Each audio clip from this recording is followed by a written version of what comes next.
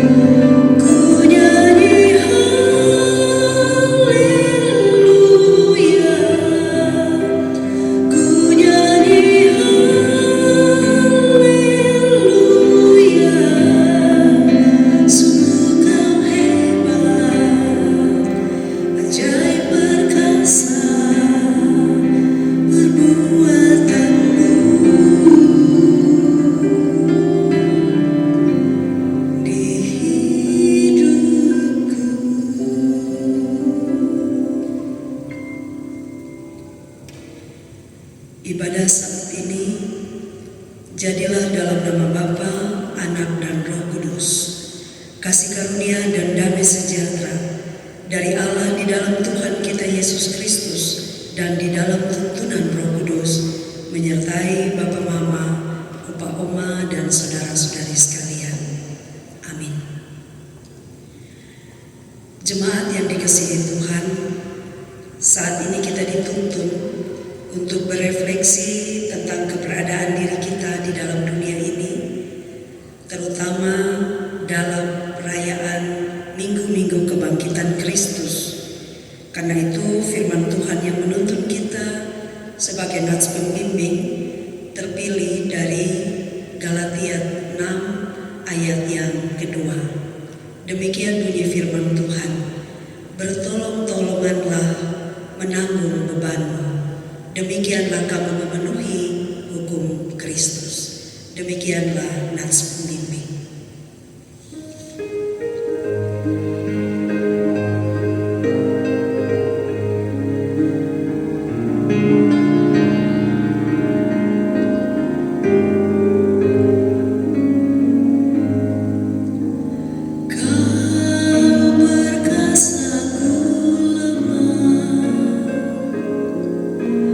Jauhkanku dari jalan, hatiku amat tenteram, asal aku dekat padamu. Makin akrab padamu, Yesus, ini doaku. Tiap hari Tuhanku, biar aku dekat padamu.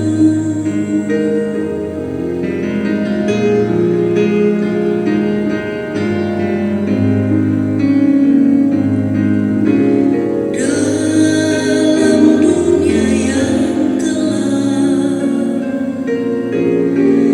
bila aku tenggelam, tangan siapa terentang, hanya Kau Tuhan, hanya Engkau. Makin akrab padamu, Yesus, ini doaku. Tiap hari Tuhanku, biar aku dekat padamu. Bapak, Mama, Opa, Oma, saudara-saudari terkasih, tibalah saatnya firman Allah akan diberitakan dalam ibadah kita pagi ini. Untuk itu mari kita mohon pertolongan Roh Kudus menuntun kita untuk mengerti kehendak Tuhan bagi kita di dalam doa. Marilah kita berdoa. Bapa di sorga, terima kasih kami boleh Tuhan perkenankan untuk mengalami persekutuan bersama dengan Tuhan dan saudara-saudara seiman kami di hari Minggu pagi ini. Kami akan membaca dan merenungkan firman Tuhan. Namun kami mengaku akan keterbatasan kemampuan kami untuk mendengar, apalagi untuk mengerti maksud dan rencana-Mu dan melakukan di dalam kehidupan beriman kami. Bantulah kami Bapa dengan kuasa Roh-Mu yang kudus. Urapilah kami semua. Berfirmanlah ya Tuhan, kami siap mendengar. Amin. Jemaat Tuhan yang terkasih, bacaan Alkitab bagi kita minggu ini terpilih dari Roma 15 ayat 1 hingga ayat 13. Roma pasal 15 ayat 1 hingga ayat 13. Demikian bunyi firman Tuhan. Orang yang lemah dan orang yang kuat. Kita yang kuat wajib menanggung kelemahan orang yang tidak kuat, dan jangan kita mencari kesenangan kita sendiri. Setiap orang di antara kita harus mencari kesenangan sesama kita demi kebaikannya untuk membangunnya. Karena Kristus juga tidak mencari kesenangannya sendiri, tetapi seperti ada tertulis, kata-kata cercaan mereka yang mencerca engkau telah mengenai aku. Sebab segala sesuatu yang ditulis dahulu telah ditulis untuk menjadi pelajaran bagi kita, supaya kita teguh berpegang pada pengharapan oleh ketekunan dan penghiburan dari kitab suci. Semoga Allah yang adalah sumber ketekunan dan penghiburan mengaruniakan kerukunan kepada kamu sesuai dengan kehendak Kristus Yesus, sehingga dengan satu hati dan satu suara kamu memuliakan Allah dan Bapa Tuhan kita Yesus Kristus. Sebab itu terimalah satu akan yang lain, sama seperti Kristus juga telah menerima kita untuk kemuliaan Allah. Yang aku maksudkan ialah bahwa oleh karena kebenaran Allah, Kristus telah menjadi pelayan orang-orang bersunat untuk mengokohkan janji yang telah diberikannya kepada nenek moyang kita, dan untuk memungkinkan bangsa-bangsa supaya mereka memuliakan Allah karena rahmat-Nya, seperti ada tertulis, sebab itu aku akan memuliakan engkau di antara bangsa-bangsa dan menyanyikan mazmur bagi nama-Mu. Dan selanjutnya, bersukacitalah hai bangsa-bangsa dengan umat-Nya. Dan lagi, pujilah Tuhan hai kamu semua bangsa-bangsa, dan biarlah segala suku bangsa memuji Dia. Dan selanjutnya kata Yesaya, taruh dari pangkal Isai akan terbit, dan Ia akan bangkit untuk memerintah bangsa-bangsa, dan kepadanya lah bangsa-bangsa akan menaruh harapan. Semoga Allah sumber pengharapan memenuhi kamu dengan segala sukacita dan damai sejahtera dalam iman kamu, supaya oleh kekuatan Roh Kudus kamu berlimpah-limpah dalam pengharapan. Demikianlah pembacaan firman Tuhan. Berbahagialah semua orang yang mendengarkan firman Allah dan memelihara firman itu di dalam hidupnya tiap-tiap hari. Haleluya.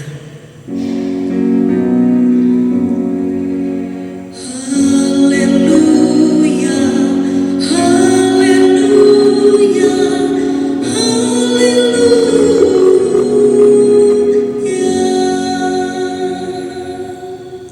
Shalom, Opa Oma, Bapak Mama, saudara-saudari yang terkasih dalam Tuhan.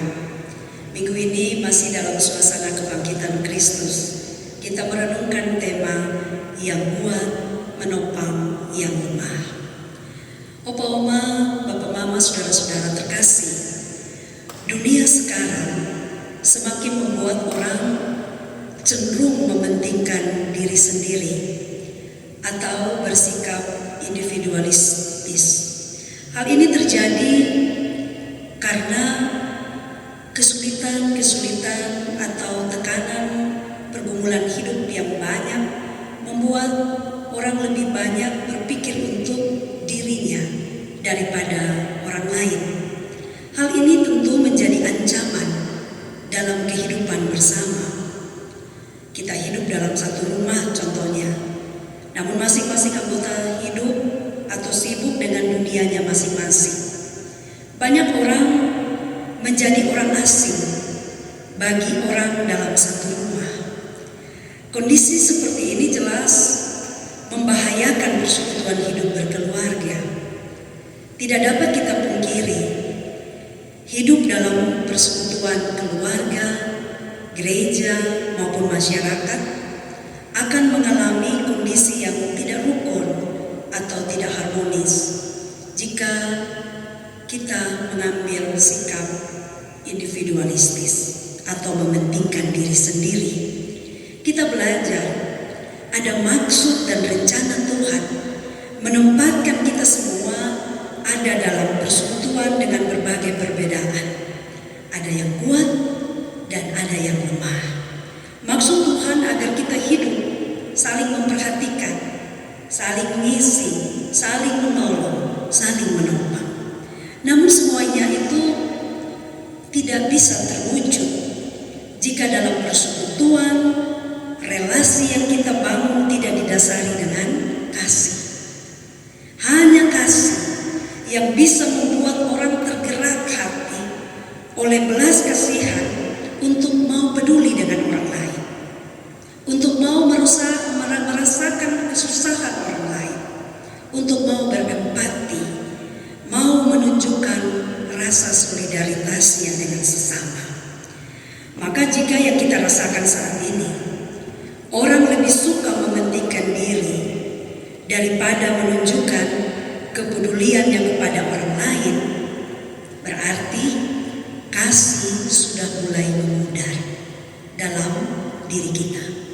Bahkan kasih mulai kita geser dari setiap relasi yang kita bangun.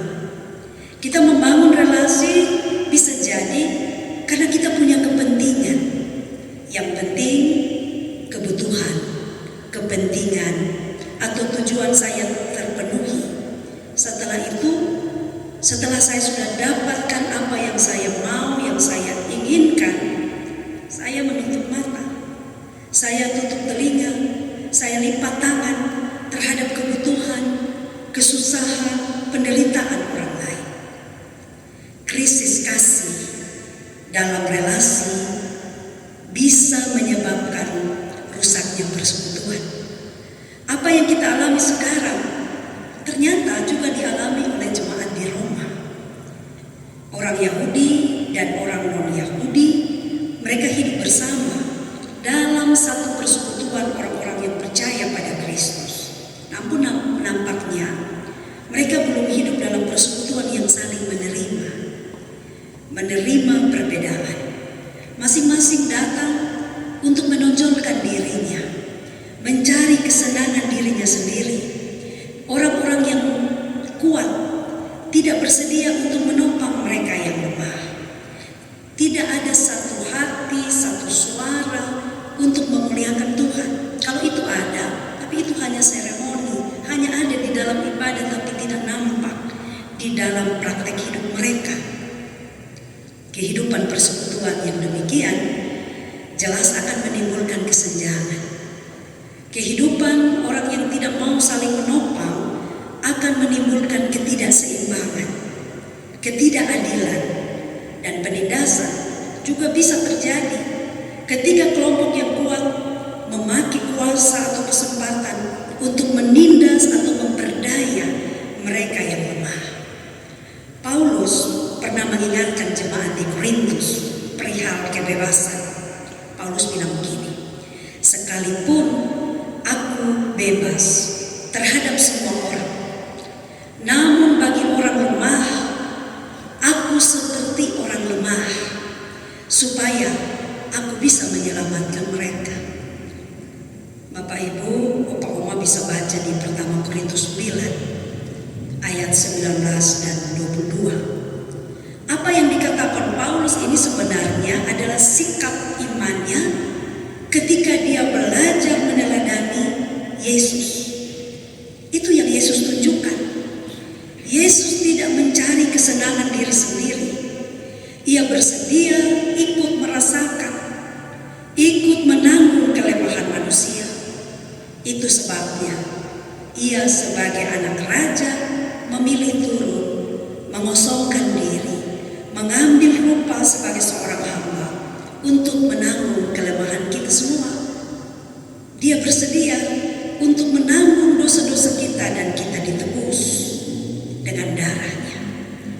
Prinsip membangun relasi dengan dasar kasih memang bukan hal yang mudah. Bukan hal yang mudah. Karena membutuhkan pengorbanan perasaan.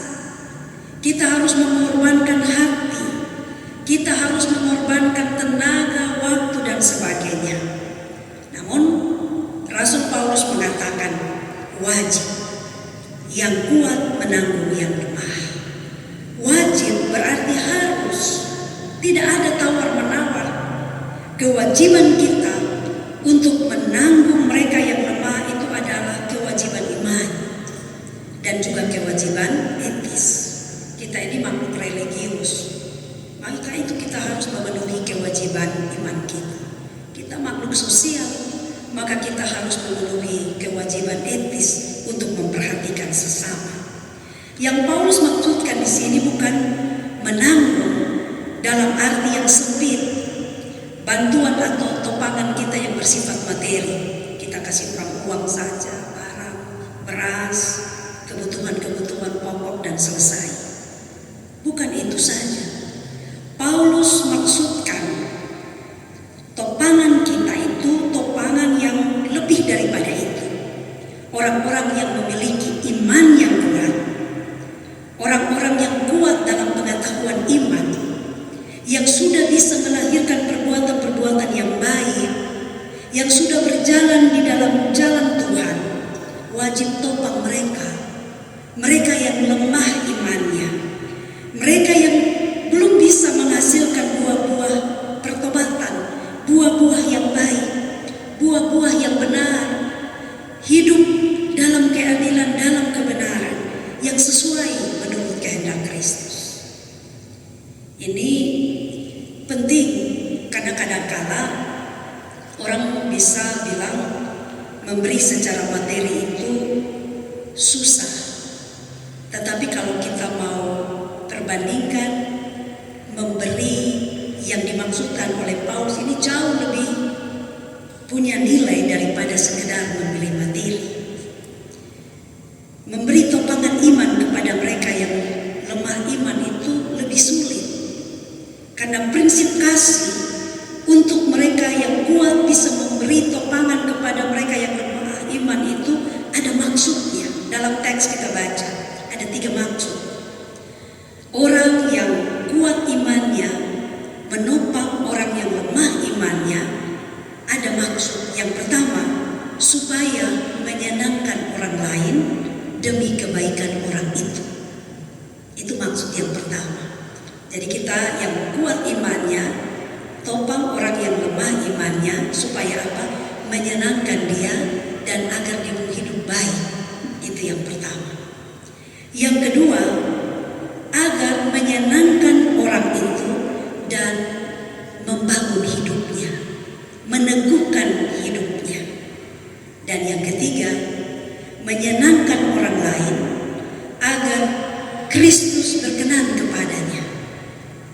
Jadi kita topang dia supaya kalau tadi hidupnya tidak dikenan oleh Tuhan, Tuhan tidak suka cara hidupnya, kita tolong dia, kita topang dia supaya Kristus berkenan, suka kepadanya.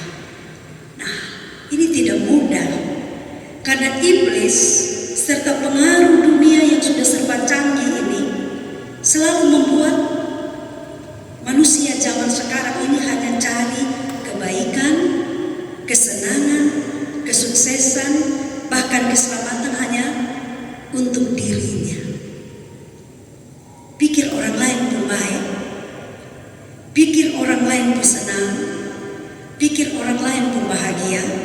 Oh, tunggu dulu, itu bukan jadi kewajiban saya.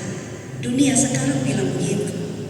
Maka tadi banyak orang memilih untuk bersikap individualistis. Yang penting saya.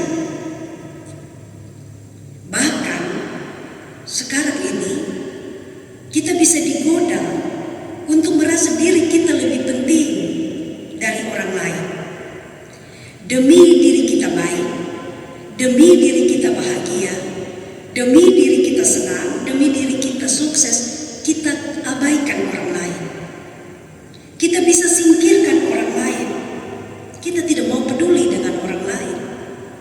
Bahkan yang lebih jahat adalah ada cara berpikir, jangan biarkan orang lain lebih dari kita.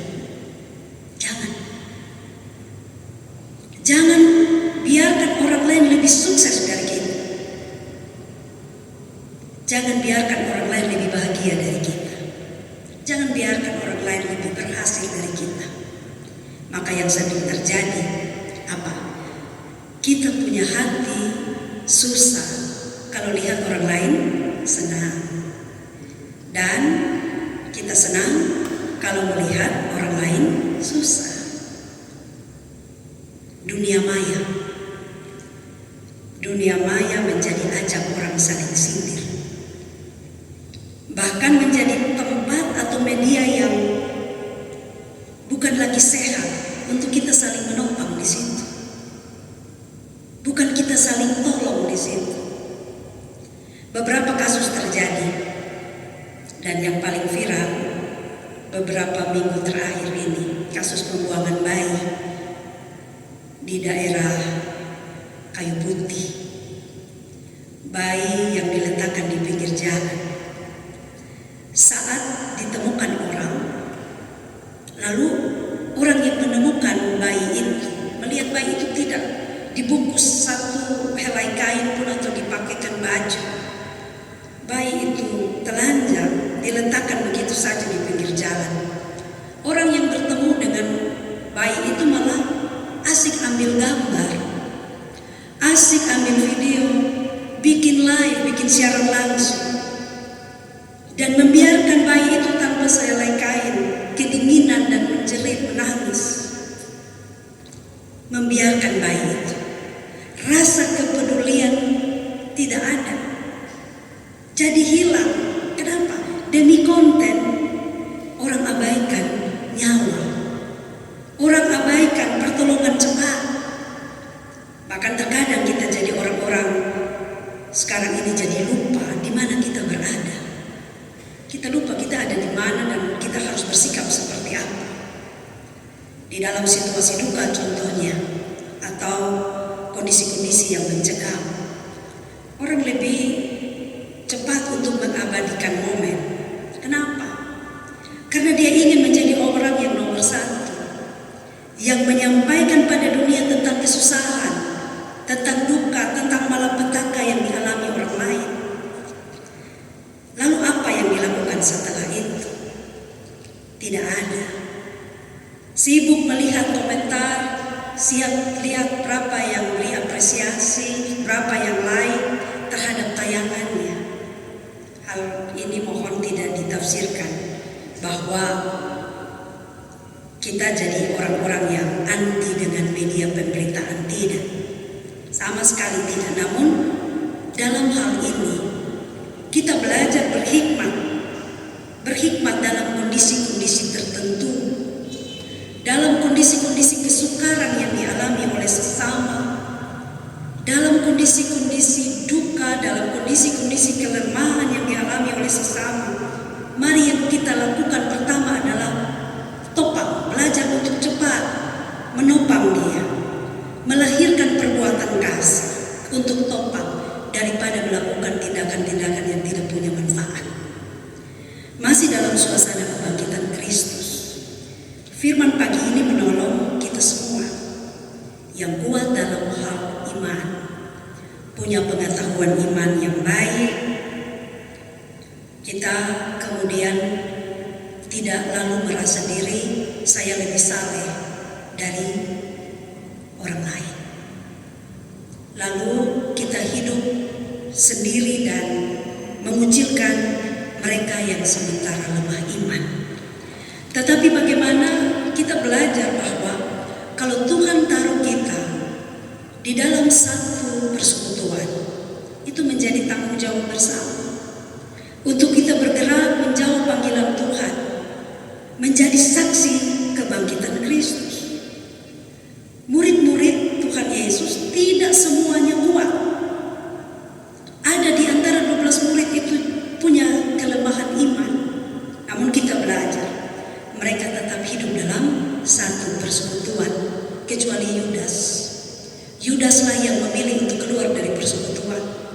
Tetapi 11 orang murid yang lain, mereka tetap utuh sampai hari kebangkitan. Kasih, itulah yang mendorong mereka untuk tetap bersama-sama, untuk saling menopang. Mereka tidak saling menyalahkan.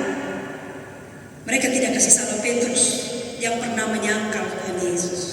Mereka tidak kasih salah Thomas yang ragu-ragu, tidak percaya bahwa Yesus bangkit.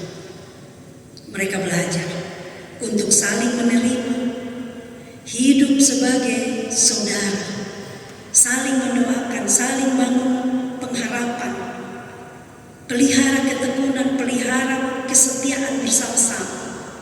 Maka hasilnya apa?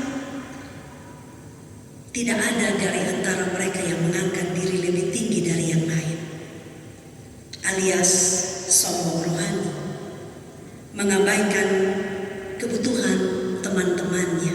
Mereka sama-sama hidup, mereka bergerak bersama-sama, mereka cari tahu karena mereka pernah lemah iman. Ketika kuasa kebangkitan itu datang pada mereka, mereka berusaha untuk bersama-sama memperbaiki kesalahan masa lalu. Dan mereka siap untuk mencari tahu kehendak Tuhan, siap memberi diri untuk diurapi menjadi saksi kebangkitan. Dan apa yang kita lihat, kita baca, mereka benar-benar menjadi rasul-rasul Kristus yang setia melayani sampai pada akhir hidup mereka dengan baik. Maka pesan firman pagi ini satu, mari belajar untuk saling menerima. Kita syukuri setiap perbedaan yang ada, yang kuat ataupun yang lemah. Jangan menjadi orang Kristen yang membangun tembok yang tinggi untuk memisahkan diri, saya kelompok kuat, yang di sini kelompok yang lemah. Tuhan Yesus datang justru dia meruntuhkan tembok pemisah itu. Dia terima kita semua apa adanya, yang kuat yang lemah dia terima. Dan dari situ kita belajar. Kalau Yesus saja bisa terima kita, kenapa kita tidak bisa menerima orang lain? Kita yang kuat harus menerima orang yang lemah. Bukan untuk memperdaya mereka, untuk menindas mereka, bukan. Tetapi menolong mereka untuk bisa juga menjadi kuat di dalam iman. Karena kita ini satu persekutuan. Kristus, darah Kristus sudah menyatukan kita. Kita semua jadi orang-orang bersaudara dan satu keluarga Allah. Yang kedua, jika kita kuat dalam iman, pakailah kekuatan iman yang Tuhan beri kepada kita untuk membawa kebaikan, untuk meneguhkan, untuk membuat orang yang tadi lemah imannya bisa dikenal, bisa disukai Tuhan. Kita diingatkan terhadap realita hidup bahwa kondisi kita yang kuat hari ini atau kondisi kita yang lemah hari ini hanyalah sebuah kondisi yang tidak akan selalu tetap, tetapi bisa berubah. Maka belajar untuk yang kuat, ingat bahwa tidak selama-lamanya kita kuat. Maka jangan egois, jangan jadi orang yang sombong rohani, karena bisa jadi 5 menit kemudian kita bisa lemah. Dan begitu pula kita yang sementara lemah iman, jangan putus asa, karena tidak selamanya kita lemah. Tuhan dalam kuasa kebangkitannya akan menggerakkan orang-orang yang akan bantu kita untuk keluar dari kelemahan iman kita. Maka jangan pernah putus asa. Kalau kita lemah, berseru minta kekuatan dari Tuhan. Dengan kesadaran ini, kita akan semakin kuat di dalam pengharapan, bangun relasi di dalam kasih, saling menopang, yang kuat menopang yang lemah. Opa oma, bapak mama, saudara-saudara terkasih, betapa indah hidup dalam persekutuan yang saling menopang. Mungkin hari ini opa oma, bapak mama yang ada di rumah bilang, "Koto mau bikin apa? Koto ini semua serba lemah." Lemah fisik boleh, tetapi lemah iman jangan. Opa dan oma masih punya kekuatan, pengalaman-pengalaman di masa lalu, membangun kehidupan sampai di masa tua dengan tetap menjadi pengikut Kristus. Itu bisa terus dipakai untuk menguatkan anak-anak, cucu-cucu, generasi-generasi yang sekarang. Bisa jadi opa dan oma mungkin dilihat tidak bisa berdaya apa-apa, tetapi masih bisa punya kekuatan iman untuk mendoakan mereka, menasihati mereka, mendorong mereka di dalam kasih. Lakukan itu. Dan kalau opa dan oma ada dalam kondisi sukar, karena penyakit, karena kesendirian dan lain sebagainya, merasa lemah, bukalah diri untuk Tuhan menurunkan kekuatannya.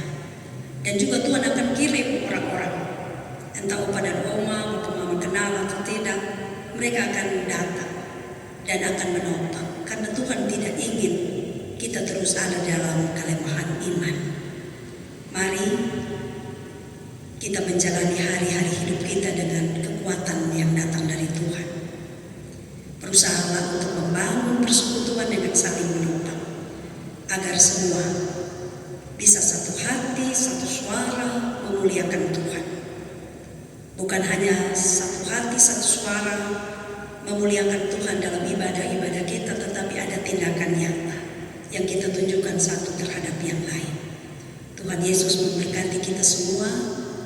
Selamat hari Minggu, selamat menjalani hari-hari hidup kita di dalam kasih dan anugerah Tuhan. Amin.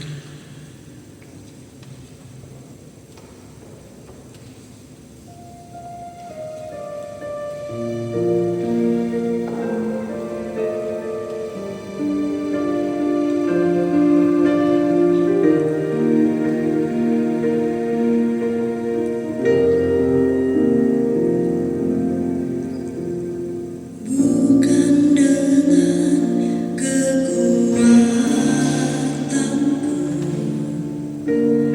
ku dapat jalani hidupku,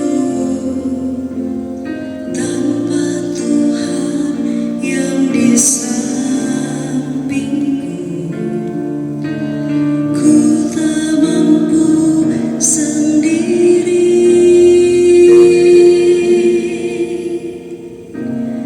Engkaulah kuatku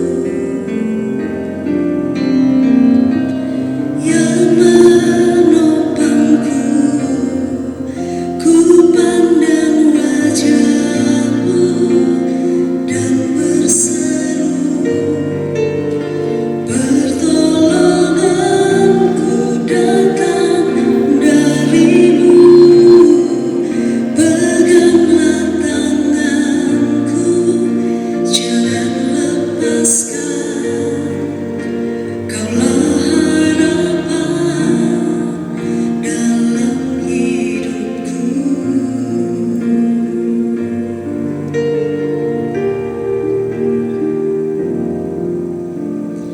Bukan dengan kekuatanku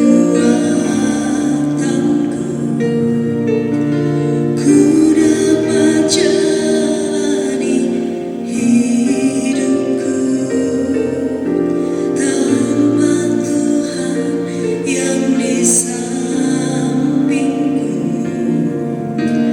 ku tak mampu sendiri.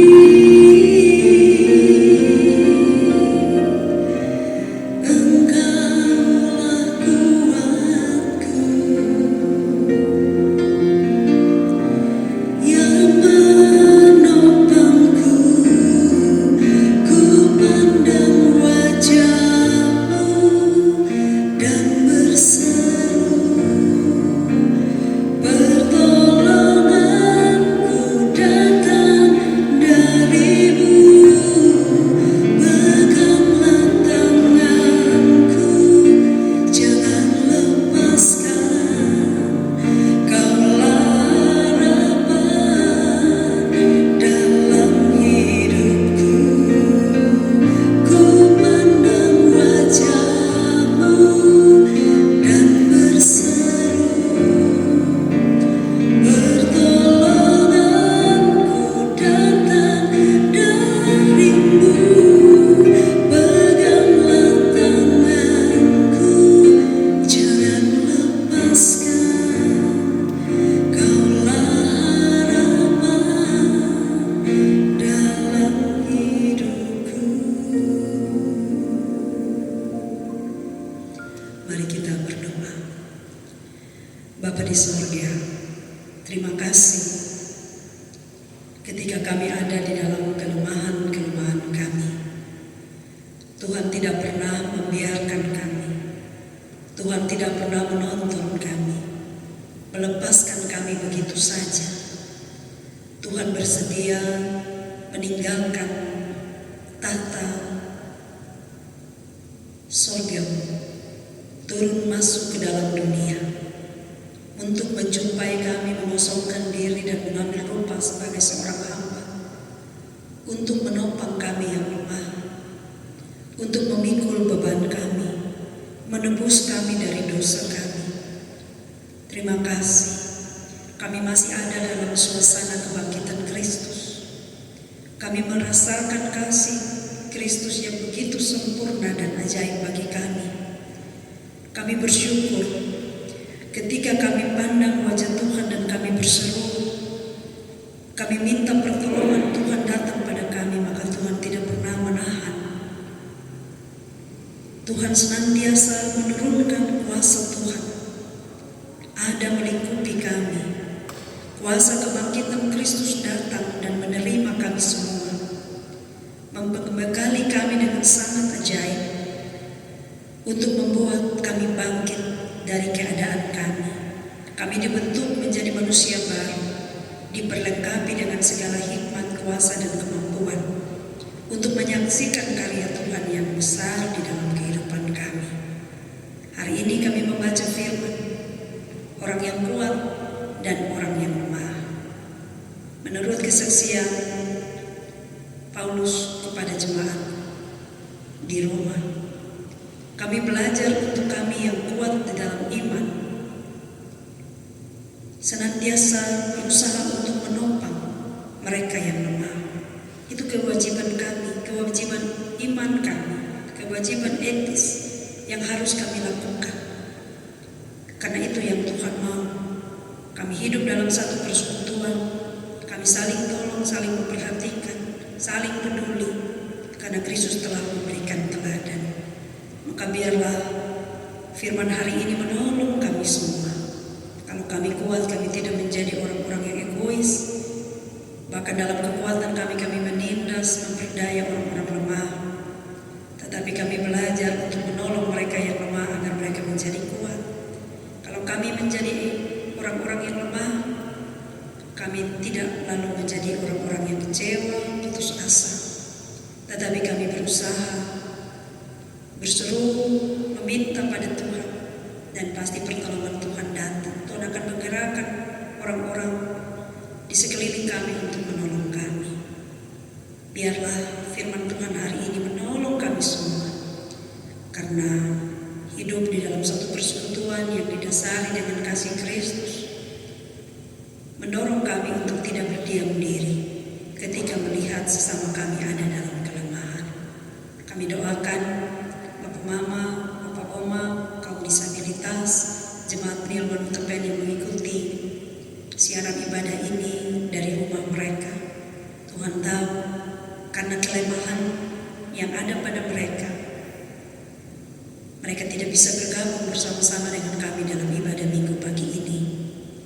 Maka lawatlah hamba-hambamu, buatlah mereka kuat, tetap memiliki pengharapan di dalam iman, kasih kepada Kristus yang tidak boleh pudar, supaya mereka tetap yakin bahwa sekalipun mereka lemah, kekuatan Tuhan akan menjadi sempurna di dalam hidup mereka.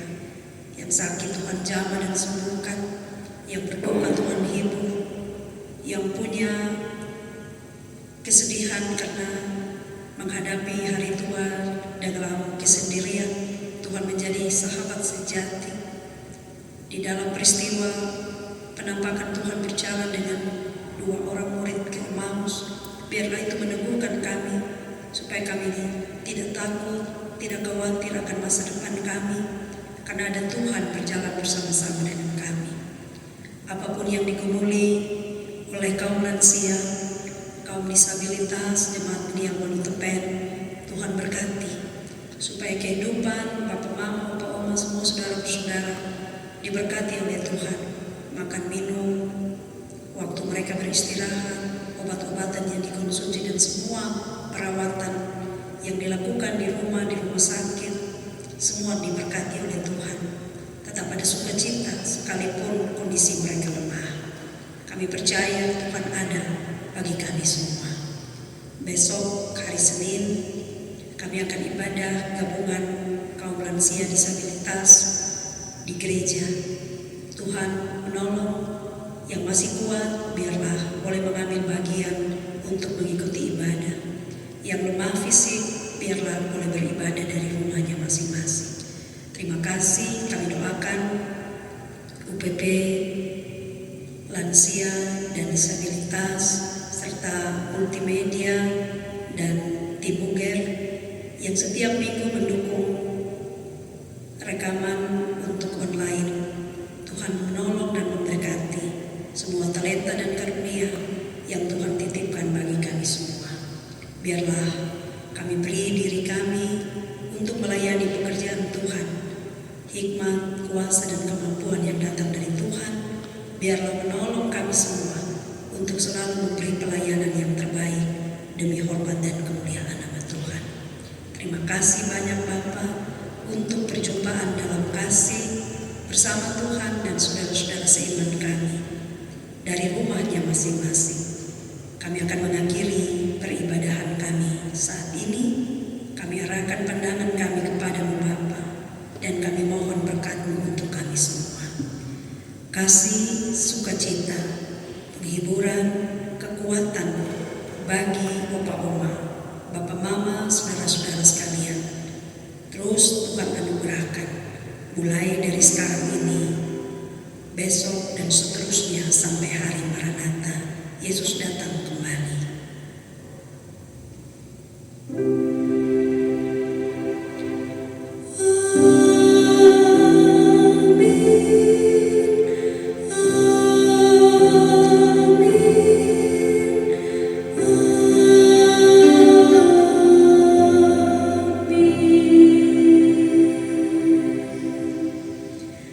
Shalom, selamat hari Minggu. Kami ucapkan kepada Bapak Mama, Opa Oma, saudara-saudari terkasih yang mengikuti ibadah secara online dari rumahnya masing-masing. Selamat berhari Minggu, selamat beraktivitas di minggu yang baru. Informasi untuk kita, besok ada ibadah lansia secara gabungan bertempat di gereja jam 3 sore. Opa Oma, Bapak Mama yang masih kuat boleh mengambil bagian di dalam ibadah gabungan besok.